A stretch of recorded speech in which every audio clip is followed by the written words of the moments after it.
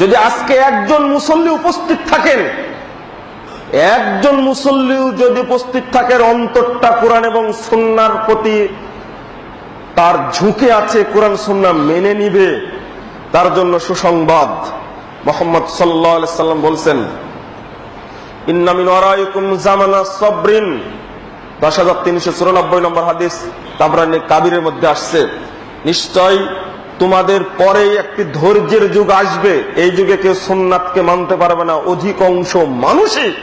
অধিকাংশ মানুষই সুন্নাতের উল্টা চলবে। ঠিক ওই মুহূর্তে ধৈর্য ধারণ করে যে ব্যক্তি আমার সুন্নাতকে শক্ত করে ধরবে, লিল মুতামাসসিকি ফিহ, ওই সময় যে ব্যক্তি শক্ত করে ধরবে আমার সুন্নাতকে, ফালাহু আজরু 50 শাহীদা, ওই ব্যক্তির জন্য 50 জন শহীদের মর্যাদা রয়েছে। ইমাম আলবানী রাহিমাহুল্লাহ তিনি ব্যাখ্যা দিচ্ছেন এই মর্মে। ওই জায়গাতেই হাদিসটার পরের অংশ হলো এই, ওমর রাদিয়াল্লাহু আনহু বসেছিলেন, তিনি বলছেন, ইয়া রাসূলুল্লাহ আমিন্না ওয়া মিনহুম, আল্লাহর রাসূল এই শহীদ 50 জন আমাদের যুগের বদর উহুদ খন্দকে শহীদ হওয়া না তাদের যুগের শহীদ হওয়া? আল্লাহ রাসূল বলছেন, লা বাল মিনকুম, আরে ওমর না না না, তোমাদের যুগে শহীদ হওয়া 50 জন শহীদের মর্যাদা পাবে। কে সুন্নাতকে মেনে নিবে, কে সুন্নাতকে গ্রহণ করবে, এই লোক নেই। সুন্নাত কত গুরুত্বপূর্ণ জিনিস। আলবানী রাহিমাহুল্লাহ বলছেন আলোচনায়,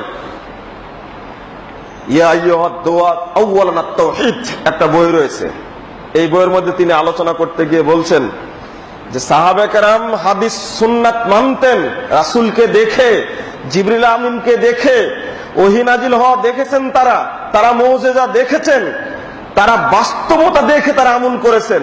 আর এই যুগে একজন ব্যক্তি সুন্নাতকে গ্রহণ করেছে, বাস্তবায়ন করছে, সে রাসূলকে দেখেনি, সাহাবীদেরকে দেখেনি, জিবরিলকে দেখেনি, ওহী নাজিল হওয়া দেখেনি, কোন মুজিজা দেখেনি, শুধু পেয়েই গ্রহণ করে নিয়েছে, এই জন্য তার এই মর্যাদা। ভাবাই যায় না, আপনি কেন চেঞ্জ করবেন? ওমর রাদিয়াল্লাহু আনহুর ছেলে আব্দুল্লাহ ছেলে বেলাল, আমি একটু গুরুত্বটা তুলে ধরি। 1017 নম্বর হাদিস, সহিহ মুসলিম খুলুন। ইবনু ওমর তার ছেলের কাছে হাদিস বর্ণনা করছেন যে মহিলারা যখন মসজিদে চাইবে তাদেরকে বাধা দিও না। এই কথা বলা মাত্রই ইবনু ওমরের ছেলে বেলাল বলছেন, আল্লাহর কসম আমি তাদেরকে বাধা দেব। এই কথা বলার পরেই ইবনু ওমর রাদিয়াল্লাহু আনহু তিনি ক্ষিপ্ত হয়ে বলছেন, উহাদ্দিসুকা আন রাসূলিল্লাহ সাল্লাল্লাহু আলাইহি ওয়াসাল্লাম তাকুলু লানামনাহুন্না ওয়া কদ্দামা ইলাইহি ওয়া আকবালা ইলাইহি ওয়া সাব্বাহু সাববান সাইয়্যা। তিনি এগিয়ে গেলেন তাকে মারার জন্য এবং অত্যন্ত কড়া ভাষায় গালি দিলেন। দেওয়ার পরে বলছেন, আমি তোমাকে রাসূলের হাদিস শোনাচ্ছি আর তুমি বলছো বাধা দিব? আমি তোমাকে রাসূলের হাদিস শোনাচ্ছি আর তুমি বলছো তাদেরকে মসজিদ আসতে বাধা দিব? সহিহ মুসলিমের পরের হাদিসটাতে আসছে, ওয়া গরাবা আলা সদরিহি, তিনি এগিয়ে গিয়ে তার বুকের উপরে খুব জোরে ঘুষি মারলেন, শুধু বলেছেন আমি বাধা দিব।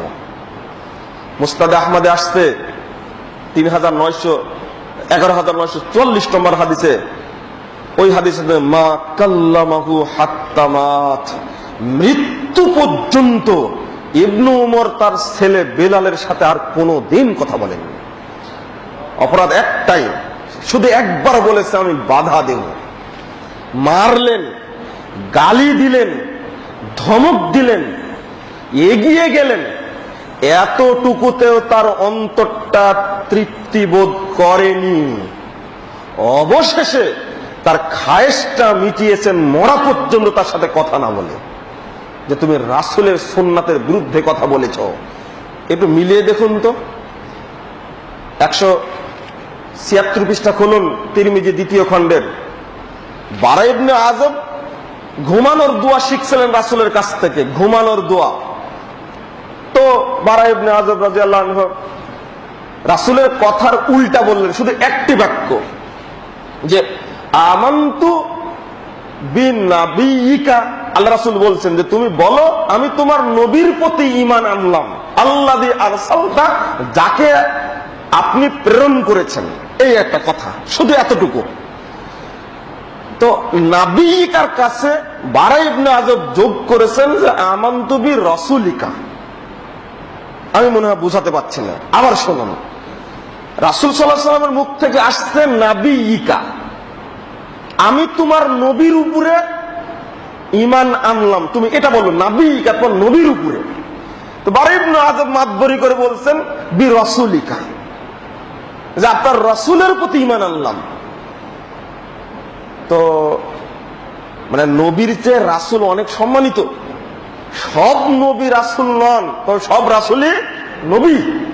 তিনি রাসূলের মর্যাদা বাড়াতে চেয়েছেন, কিন্তু না, বারা ইবনে আযব বলছেন ফাতাওয়ানা আলা সাদরি, আমার বুকে মারলেন এক ঘুষি। কুল বি নাবিয়িকা, বললেন এই বলো বি নাবিয়িকা।